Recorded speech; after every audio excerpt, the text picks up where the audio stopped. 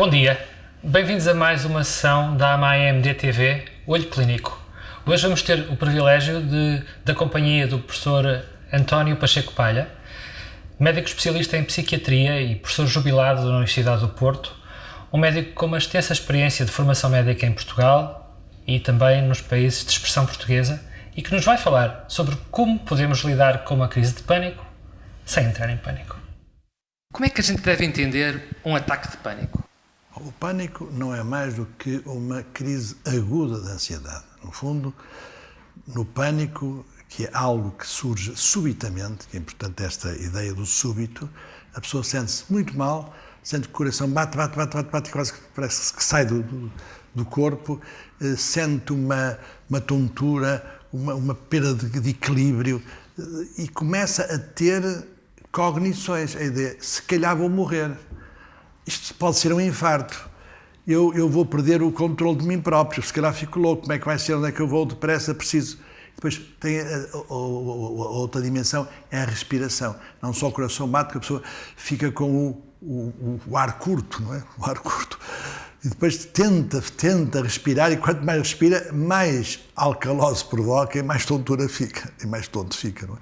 Ou seja, portanto, é uma situação realmente muito aflitiva. A pessoa quer ir rapidamente para uma urgência, pede ajuda, pode-se desorganizar e ter gestos automáticos e idiotas, sem sentido, todos a pedirem ajuda. E depois depende, a família leva ao hospital ou vai a uma urgência, quase sempre vão para as urgências. Nós, nas urgências, todos nós sabemos que temos por dia uma série de pessoas que entram panicadas, não é? Mas isso não é naturalmente uma garantia de que nós sabemos dar a resposta adequada a essas pessoas. Como é que nós podemos ajudá-los sem nós próprios entrarmos em pânico? Bom, em primeiro lugar, nós temos naturalmente que perceber que se por trás do pânico há mais alguma coisa. Geralmente, a gente sabe pela própria história da pessoa que já andava ansioso, que tinha uma preocupação. Eu acredito que haja sempre algo de instabilidade antes do pânico. Não é assim que está nos livros todos, porque efetivamente há quem aceite que o pânico é algo que é súbito e que não haveria na história da pessoa nada que apontasse para a ansiedade. Eu não acredito nisso, acho que as pessoas realmente têm um temperamento já de instabilidade, de insegurança, e essa insegurança leva num momento de vulnerabilidade a que surja a crise de pânico. Bom, claro está que quando aparece no hospital os médicos fazem a rotina toda, fazem eletrocardiogramas, aquelas coisas. Mas nós podemos saber, pela história da pessoa, é uma taquicardia, não tem extracistos em princípio, não tem taquiarritmia, que não há nenhum sinal de arritmia. Né? Vê-se o ar de pedido de ajuda, a pessoa está a pedir ajuda. E muitas vezes basta uma mão do médico dizer, sossegue, senta-se aqui ao lado, não vai morrer, está sossegado. E às vezes, subitamente, a pessoa fica sossegada.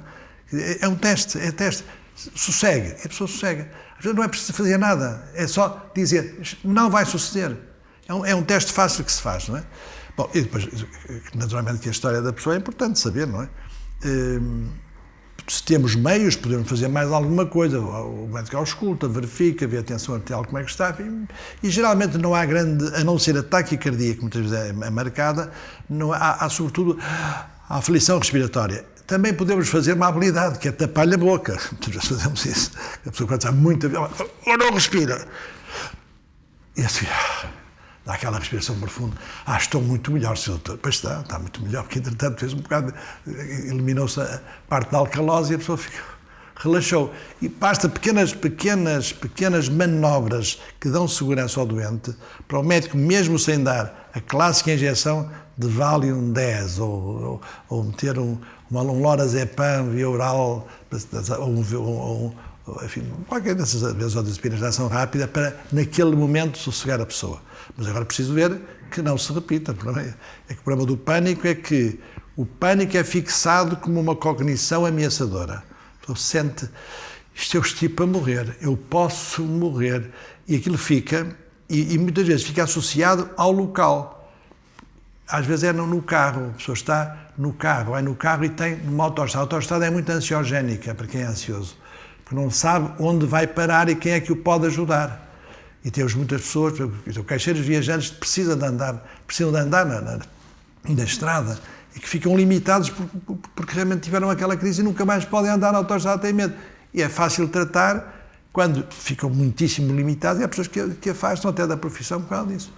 E como é que nós podemos ser, digamos, um veículo para otimizar esse tratamento e essa referenciação? Que tipo de estratégias farmacológicas ou não farmacológicas a gente pode utilizar e como é que a gente o referencia? A primeira coisa é dizer, o pânico é uma situação doentia. O pânico trata-se. Não é dizer, você está bem incomodado, mas ficou, teve um susto, não sei o quê. Não. O pânico pode-se repetir. O pânico é fixado como algo de ameaçador, que se pode depois generalizar a outros atos da vida. É no carro primeiro, depois é nas bichas do carro, não pode numa bicha das 6 da tarde está ali e tem medo de lhe suceder qualquer coisa, e depois já não vai ao Estado das Antas porque tem muita gente e pode tal, e também não vai à missa do meio-dia, e depois no supermercado também já não vai com o supermercado. E depois e às tantas, começa a ter uma qualidade de vida muito perturbada, embora não esteja doente se estiver fora do estímulo. Isso é que é grave. E muitas vezes os médicos não valorizam isso. Perguntar às pessoas, mas e você está limitado? Você não... não, eu não ia pensar nisso. A gente pode fazer, temos a obrigação de melhorar a qualidade de vida dos nossos pacientes. E o pânico não é... O pânico, desta ansiedade, desta instabilidade, não é difícil de tratar. A situação aguda resolve-se com uma benzodiazepina de ação rápida, sossega e tal, mas é só para aquele momento, mas não se deve mandar outra pessoa embora. Porque se efetivamente é a primeira situação, até o próprio médico pode resolver, isso vai passar, você pode ver, faça uma pequena história, há um problema qualquer de família, há um problema do emprego, agora, porque o emprego, você não pode resolver, mas pode atenuar. Agora, geralmente isto vai se repetindo, há mais uma vez, há outra vez, ou há uma ameaça, eu estive quase, então nessa altura é preciso encarar a situação com mais tempo. E nós usamos para tratar, de fundo o pânico, há 2 elementos fundamentais. O ansiolítico para reduzir os níveis da ansiedade e, portanto, da simpaticomimetia que nós temos, ou seja, menos adrenalina no sistema. E o ansiolítico, qualquer médico será, digamos, adaptado a eu não digo que um seja melhor que o outro, mas geralmente os de ação rápida, ou seja, aqueles que são metabolizados, que não são desdobrados, como seja o lorazepam, o oxazepam, são medicamentos de ação imediata, rápida, e portanto são cronoconjugados e são bons para isso.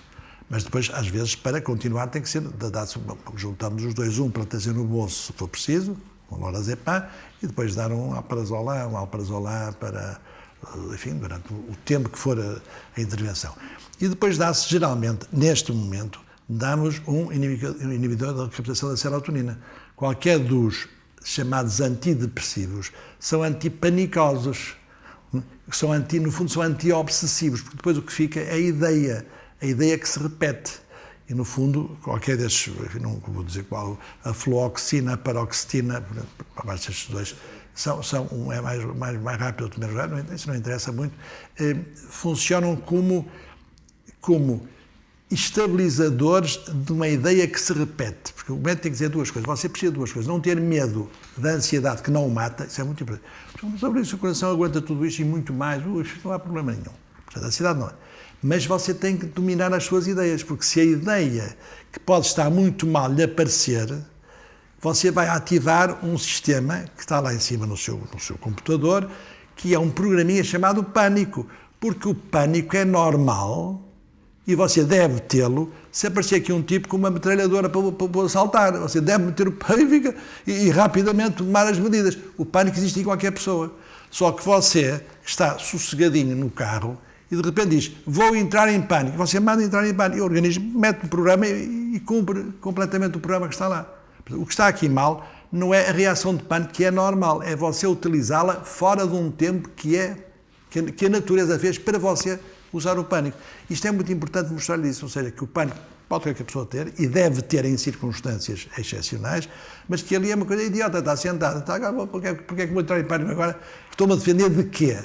Isto é uma coisa que funciona muito bem sob o ponto de vista psicoterápico, para a pessoa depois perceber o que se passa. Portanto, o inibidor da recaptação da serotonina ajuda a que o pensamento seja mais forte para afastar a ideia que o pânico está sossegadinho lá no seu programa. Não tem que estar agora a entrar. E o ansiolítico reduz a tensão ansiosa. E, entretanto, ele vai ensaiando. Podemos fazer um programa de desensibilização, ou seja, você vai primeiro na autoestrada só 20 km, e depois volta, depois vai a 30, enfim. E aí onde é que entra a referenciação? Até onde é que o médico deve ir, o generalista, e até onde é que deve, quando é que deve referenciar? O generalista poderá fazer estas experiências, se tiver, enfim, confiança nestes dois medicamentos, um ansiolítico e um desses inibidores. Antigamente usávamos o anafranil. O anafranil é um tricíclico que era excelente para isto, mas tem muitos efeitos colaterais, sobretudo os anticolinérgicos, que é desagradável, dá secura de boca, dá obstipação e tal, às vezes a visão turva. É melhor usar um destes modernos. Se o generalista souber usar e sabe usar um destes produtos vulgares, a fluoxetina 20 mg uma vez por dia, o ansiolítico e depois um programa. O problema é que é o programa. O programa é dizer, você agora vai lutar para que não ter medo disto, porque já percebeu que não há perigo nenhum, já percebeu que você comanda o programa Pânico, você então vai começar a treinar a ir, depende da dificuldade, se é ir à missa, se é ir às andas, então vai começando a ir em doses pequenas até ganhar confiança e perceber que domina a situação. Ele pode fazer isso. Mas se achar que é mais complexo, naturalmente terá que fazer a referenciação. Ou então, se é o que se chama uma perturbação de pânico. Então, na perturbação de pânico, o sujeito já teve dezenas de vezes pânico. Então, nessa altura é melhor mandar a um especialista. Ou seja, é uma pessoa que já tem uma doença de pânico. Não teve um episódio ou dois, mas está perturbado com o pânico. Então, esse está muito limitado. Agora, também quando há comorbilidade. Não é invulgar o pânico estar associado a outras perturbações também, quer psiquiátricas, quer também somáticas. Fala-se, enfim, desde o hipertireoidismo, a prolapso da válvula, umas coisas que... Mas eu penso que no vulgar nada disso. No dia-a-dia não é isso que passa, até porque todas as outras complicações médicas têm muito mais sintomas do que puramente esta pureza do pânico que aparece realmente subitamente, é algo que... E a gente nota no próprio paciente, o pedido de ajuda é fantástico. E a segurança que ele passa até quando a gente diz, esteja sossegado, senta aqui, dê cá a mão e tal, vamos medir a tensão, aquilo... Há uma descida brutal do nível da ativação. Daí que não é difícil. Muito bem, muito obrigado, e esperamos ter conseguido dar algumas pistas para que, na verdade, sim, nós possamos orientar melhor e sem ficarmos em pânico os doentes que nos apresentam crises de pânico. Muito obrigado.